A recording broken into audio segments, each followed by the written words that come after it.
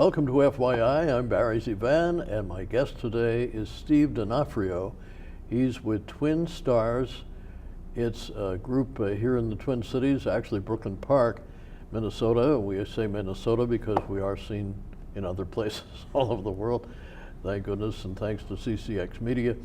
We're on YouTube, but Steve, welcome to the show, and please tell us all about what TwinStars is. I know it's a soccer club, yeah, and you also have had quite a life history too, so let's dive in wherever you want to dive. Well, thank you. Barry, it's just an honor to be here. I really appreciate you taking the time to let me come and speak with you. It's such a blessing for me, and it's so much fun to be here. Well, the same to you, thank you. The Minnesota TwinStars is a local adult men's and women's team. It's been around since mid-2000s. It actually has quite a unique history. And one of the unique things about TwinStars is that we had in the past an academy. Now the academy and our club, our kids have now recently merged with Maplebrook and joined a much bigger, larger academy. We maintain our adult women's team and our adult men's team in the semi-pro, the National Premier Soccer League. In 2010, the Minnesota TwinStars men were actually in the national championships. And as we go forward, we're hoping to bring soccer and local soccer, the new dynamics, to our area, and not just do simple soccer, but showing how. Recently was the World Cup. We just got done with that, and what we want to do is try to use soccer as a tool to unite our community. And there are so many people in our community who love the sport of soccer, and it's a way to bring these folks together. And we see the TwinStars as one of the catalysts or the tools to get people excited about coming out to a soccer match, building relationships. Think about the St. Paul Saints baseball team, the minor league. That's kind of where the TwinStars falls. They are an amateur team. They're semi-pro. They're not professional. But that's kind of the genre of what we want to be. The St. Paul Saints, you might say, of local lower league soccer. I think it's incredible to see the new soccer stadium being built along I-94 over in St. Paul. Yeah. And to see that it actually has taken off like this in this country, because as you know, for sure, in every other country it's called football. Yep. And justifiably so, because that's all you use are your feet. Yeah. But I had a pen pal in England when I was a young teenage boy, and his name was Roy Marsden. He was in Liverpool, and he sent me a rugby football. Now, what's the difference between rugby and soccer? Well, I mean, rugby is a lot closer to what we know as American football than it is soccer, because in rugby you are throwing, catching, and whereas soccer is simply with your feet at all times. And the rugby structure, I'm not an expert on rugby, but I know a little bit about it, is the point system is very close to where football is. Oh, wow. Where in American football, we have one play, we run it, we stop. Rugby is a continual going for the entire hour. They're going back and forth for the entire hour. There's no pads or equipment in rugby either. It's actually, there's some pretty tough athletes playing rugby. But yeah, they're using their hands. That's closer to American football than they are soccer. And the way I think soccer connects to rugby, it's the continual action. In soccer or football, it's 90 minutes, 2 45-minute halves, and it's nonstop. Wow. So there's no timeouts, no breaks. The athletes are going for 45 minutes. If there is an injury or something stoppage, then that time is actually added to the actual 45 minutes called stoppage time. So the referee on the field will then, you might run up to your 45 minutes, the clock will stop at 45, and then some people actually who aren't familiar with the game will wonder why they keep playing, because official time is kept on the field. So it might be 45 minutes plus an extra 3 or 5 of stoppage time. If there was too many fouls, or if there was an injury, or there's some kind of stoppage, then the ref will add that time. So you'd have your 45 minutes, then you have plus your stoppage time. And that would be the traditional European way. But going back to the stadium, yeah, that's the Minnesota United Football Club. That's our MLS, our Major League Soccer team. And it's really exciting to have, you know, the Major League Soccer team here. It's good for all of us. The hard part about that is a lot of younger players realize they're not going to esteem to that level right away. And locally, leagues like the National Premier Soccer League, where the TwinStars play in, and for the women, the Women's Premier Soccer, the WPSL, the Women's Premier Soccer League, which actually is kind of interesting because it's actually the largest soccer league for women in the world. Oh my gosh. It is absolutely phenomenal what they do. It is, so in the women, you have the National Women's Soccer League, NWSL, it's the professional. Tier 2 is the Women's Premier Soccer League. So they are just one tier underneath our pros. And the WPSL is based here? Well, it's not based here, but the TwinStars is one of the 2 local teams in that league. So there are 2 local WPSL teams in the Twin Cities. Well, and it's really exciting to be part of the largest women's league in the world, actually. The TwinStars, the WPSL, the women's side of the TwinStars is about 3 to 4 years old. We're kind of new, but we've already seen 3 players get professional contracts overseas. So there's 3 women currently playing overseas as professional soccer players that came out of the TwinStars WPSL organization. So we're very proud that it's a bridge or a stepping stone for a lot of young ladies who want to proceed in a career. There's not, professional soccer for women in America is very limited. There are very few professional teams in America, but globally, professional women's soccer continues to grow. So our players have a chance then to get looked at a global scale by being part of the WPSL. Thinking globally, have you heard any reaction from so many of the other countries, well, Europe or Asia or whatever? Soccer has been around forever. What's their opinion, if you've heard it, about it all of a sudden emerging, all of a sudden in quotes, into the United States? What's their opinion? Well, I think it depends on who you talk to. There are some who are very positive, excited. There are some who still look at American soccer as, they even call the Major League Soccer retirement league.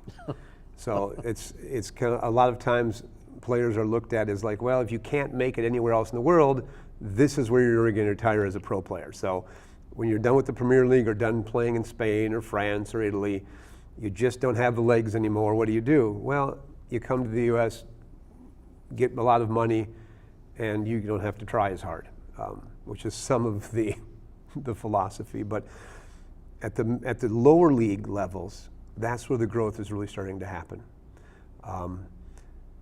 Right now, in the Twin Cities, there are more youth playing soccer than any other sport.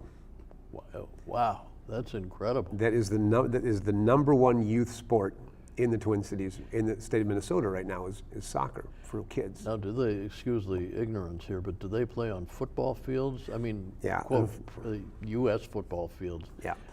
Well, they, luckily here, because there's so many different sports, we have the multi-use facilities with the AstroTurf. So it's frustrating for soccer players because there's 8,000 lines on the field.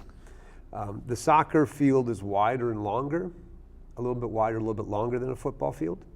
So they'll have the outside. Generally, we'll use the end zone to end, almost end zone to end zone would be like, so it's an extra 20 yards longer. In some cases, some of it's right at that 100-yard mark. The fields can vary. That's the interesting thing about the soccer field is FIFA, the governing body, said your field should be about this size. Mm-hmm. This is as big as it can be, and this is as small as it can be. So anywhere in that radius, go ahead and make your field, which is kind of unique because fields vary in size across the world. Sure. Within that parameter. I've noticed in some television interviews, the coaches for local teams here seem to mostly all be from the United Kingdom or from New Zealand or Australia or wherever. Do we have any U.S. born coaches? We do have some U.S. coaches. We're getting more and more. But again, when you're talking about professional soccer, it's all about making the money. They are there to make sure the money comes in. They have to prove a winning team. So many coaches are brought over from Europe up from Brazil, and globally. We're still doing our best to produce local soccer coaches for the MLS, but a lot of times it's someone who's been transplanted from a European country, who lives here now, but if you can see that actually in the high school levels, you could call almost any club and make a phone call and you will find someone with a British accent or a Scottish or Irish accent leading the group, because they had moved here, they loved the sport so much they need to get involved somewhere. And of course, any youth team that finds someone from England going, hey, I want to coach soccer, yep, come on, you're in. But at the same time, it's really good because it gives that global connection. It's breaking down barriers, it's helping build relationships across the way, especially in our more diverse African populations. Here in Brooklyn Park, for us, that's a really big deal. Brooklyn Park holds the largest African-based adult league in the United States of America. Wow. And which is how the TwinStars get involved, because so many of those players came through the TwinStars Academy, and they used to play for the old TwinStars. If you were to spend some time over at Brooklyn Park at Noble Field or Zane Field on a Sunday afternoon, you will see literally nearly 1,000 people watching and or playing soccer on a Sunday afternoon. They have about 12 teams that gather, and they have their league going on. But you can walk out there and just start meeting some of these men on the field and, hey, what's your background? Oh, I played for the TwinStars. I played professional here. I played for the Liberian national team.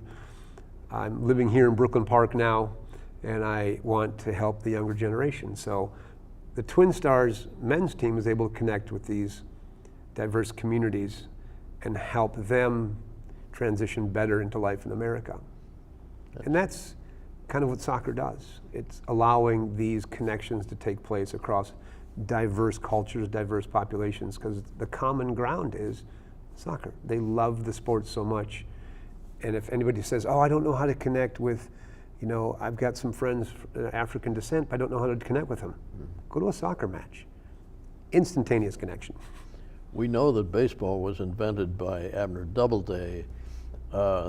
By whom was soccer invented, and how long ago?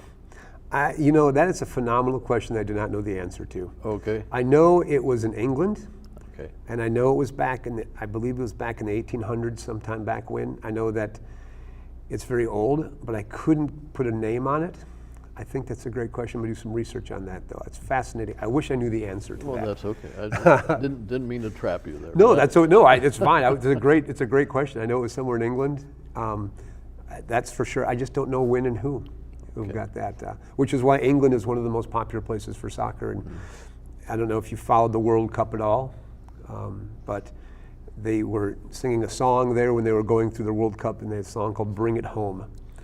Meaning bring the trophy back to where soccer originated. Unfortunately, they didn't. France took it this year, and and your son is in the runner-up country now, Croatia. Yeah, my son just headed out. In fact, I'm still wondering if he's landed yet, but he's on his way to Croatia actually to play soccer. So he's on a team from the United States. It's a select team of people that they selected through a combine, and they'll be playing a series of matches with Croatian Division I and Division II pro teams, and trying to get slots for tryouts and try to get positions on professional clubs in Europe.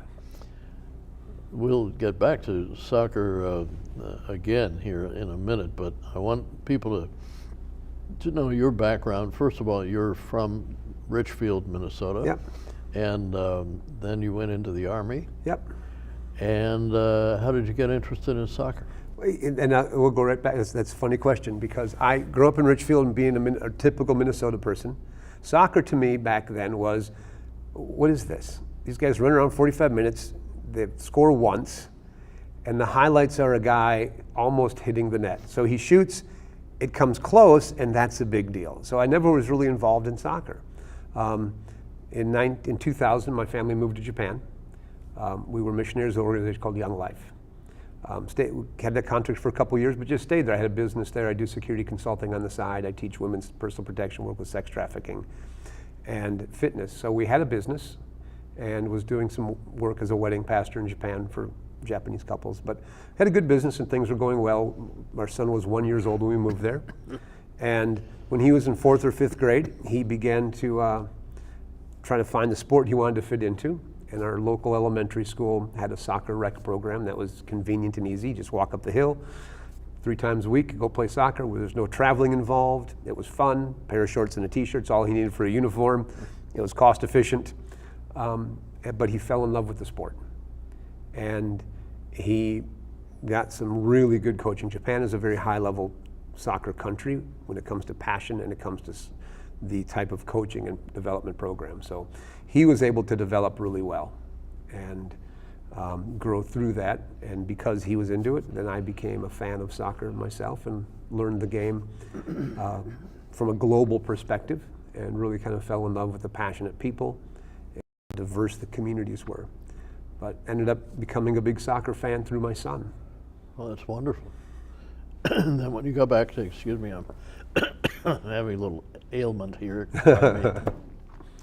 So when you got back to the States, did you develop the TwinStars? No, the TwinStars is the creation of a guy named Yusuf Dabaki. He played for the Moroccan national team, played Division I professional soccer in Europe, Spain, France, Italy. Has a deep, really a long history of culture of soccer. He came back and he started actually with the Hmong community in St. Paul. And he had a team of guys and they were played in their J4 tournament. They won that. They moved it to this area, Maple Grove, Brooklyn Park area. But the philosophy was so many kids in the diverse communities and immigrant communities can't afford some of the expensive teams in our area. He wanted a place where these kids could play. Wow. So he began to, out of his own pocket, just pay it. So he created the Minnesota TwinStars. They entered in then the inaugural year of the National Premier Soccer League. They were one of the first teams in the league. Wow. Going back to the Brooklyn Park guys, if you go there and you ask them, they'll still say they're the reason the TwinStars in the national championship. Because he took a group of young men from here for about 4 or 5 years, and they were tops in the nation for quite some time. Then he went and he took that philosophy, developed the academy, and he grew that. Our academy team, there's something called the Olympic Development Program for young kids, and over almost half of different age groups were TwinStar Academy players. And you can't.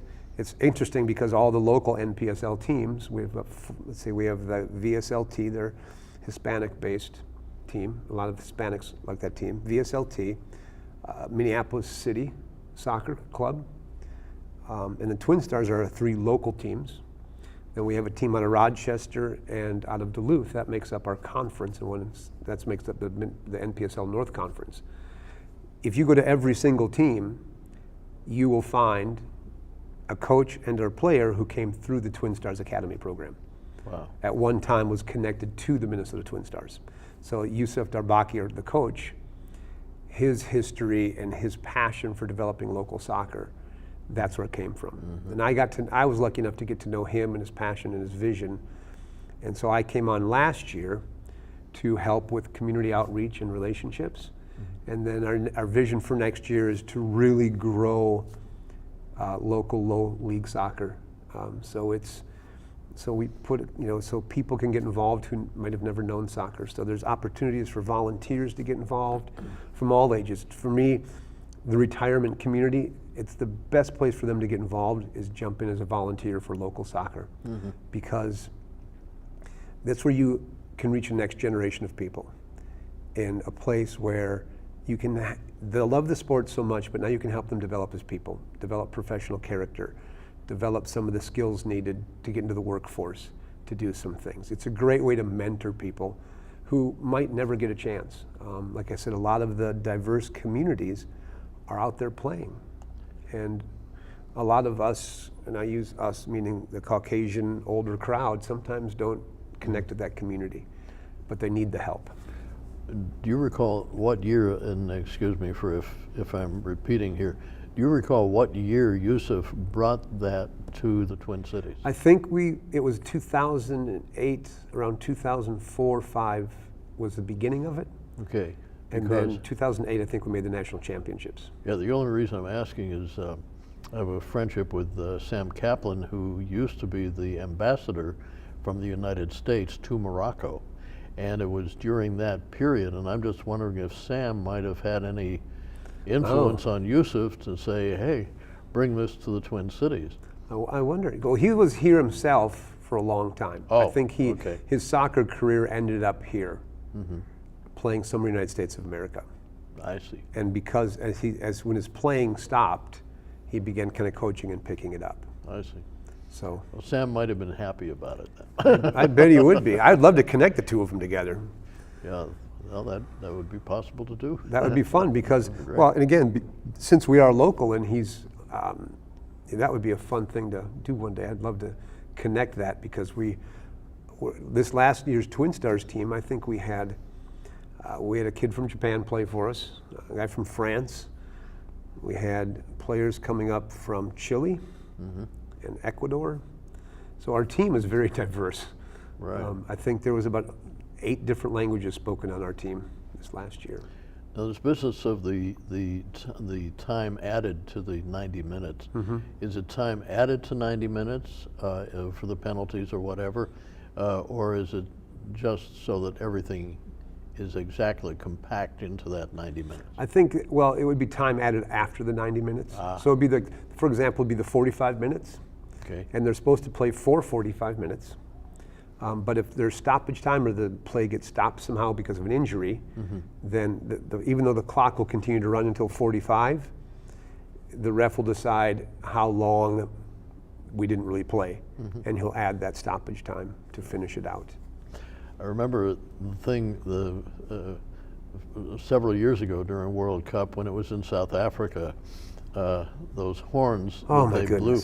Yes. And everybody was complaining about that because it was incessant for all the time they were playing. And then I guess at the recent World Cups in Russia, they had brought some of those horns there, but I think they were told, don't blow your horns. FIFA actually banned those horns after the South Africa Cup. And now they're slowly bringing them back, but because of South Africa, those noise-making devices have been banned from international play. Oh my goodness. So, wow. Yeah. They were pretty powerful. Yeah, you have one of them that's powerful. When you put thousands and thousands of them, you can't hear anything, and that distracts from the enjoyment of the game for everybody. Oh, yeah. It's a wonder the stadium didn't fall down from the noise. I was worried about that. Yeah. And we're getting the World Cup in 2026, I believe. Really? Yeah. Wow. And in what city, do you remember? It will be, well, it's between, I think it's Mexico, North America, and Canada is sharing. Oh, I see. The entire tournament between the two, between the 3 countries. So North America is getting the World Cup. Do you think, this is kind of a chicken and egg question. Do you think that amateur soccer motivated the pros to want to be here, or did the professional soccer help increase the number of amateur Well, I soccer think clubs? it's kind of a little bit of both. For us here in Minnesota, we had the Minnesota Kicks back in the day. I remember, yeah. And they might have been part of the old NASL, North American Soccer League, I believe. I'm not 100% sure, I can't remember exactly the history, but that league folded, and then soccer kind of folded and began to pick back up again. So as soccer picked back up, Minnesota had a team called the Minnesota Thunder. That was our local, low league pro team. And the Minnesota Thunder then changed to the Minnesota United, and they were in the Division II North American Soccer League recently. They played at Blaine Stadium, and they were drawing a good 10,000 people toward the end, and that started that movement of, hey, wait a minute, the Twin Cities is a local soccer hub, and that's when the owners of the Minnesota United said, there's enough movement here, there's enough growth in soccer that we can support an MLS team. So pro soccer being there excited the amateur soccer in our lower leagues, and that started bringing up the swell of the amateurs and the kids enough for the pros to go, yeah, this is a community we can get involved in.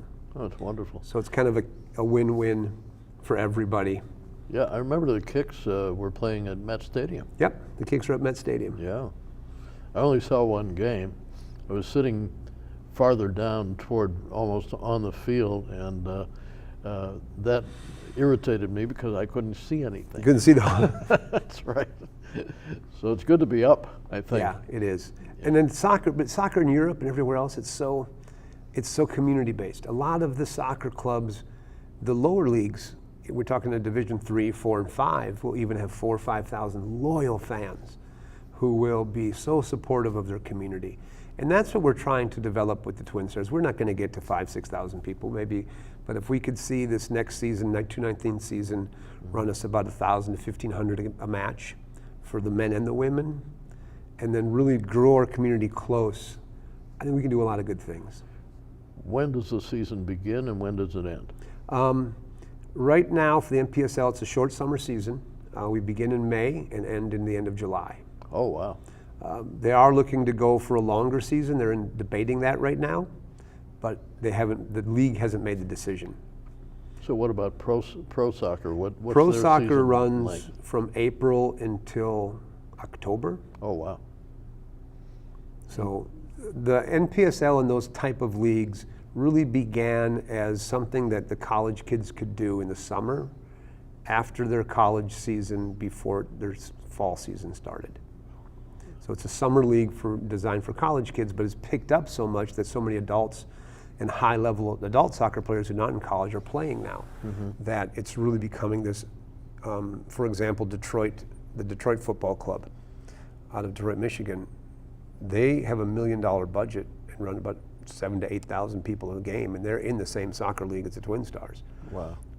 And so it's evolving into that type of group, and that's what we want to see locally here for our community. Like I mentioned at the start, a St. Paul Saints type of atmosphere, where kids can say, look, and families who might not be able to afford a Minnesota United game can always come out to a TwinStars match. And the young women can come and meet some mentors and things like that for our women's league. It's connecting the community with our players and our coaches, and then helping our team give back to our community and bringing our community together through what is known as the beautiful game. Well, they're lucky to have you as the you're the executive director. No, I'm the marketing and communications guy. Well, you do great communicating. Well, thank you. I appreciate it. It's been such a blessing again to have a chance to sit down with you and to be here in this forum. So thank you so much. Thank you. Well, the same to you, definitely. And Steve has written a book, as have I. Shameless plug time. It's actually a pretty serious book, and people will say, well, My Life Among the Giants is just going to be bragging. My friend in South Africa who read the book said, what I like about the book is not bragging, you're just being grateful for all these great experiences. So if you want to take a look at it, it's on Amazon, My Life Among the Giants, and as I say on the back, Vice President Mondale endorsed it, Sam Donaldson from ABC TV endorsed it, Rudy Maxa from PBS, and so if you take a look at it, I think you'll find a lot of serious stories in there that might be of inspiration to you. Till next time, thanks again to Steve Donofrio.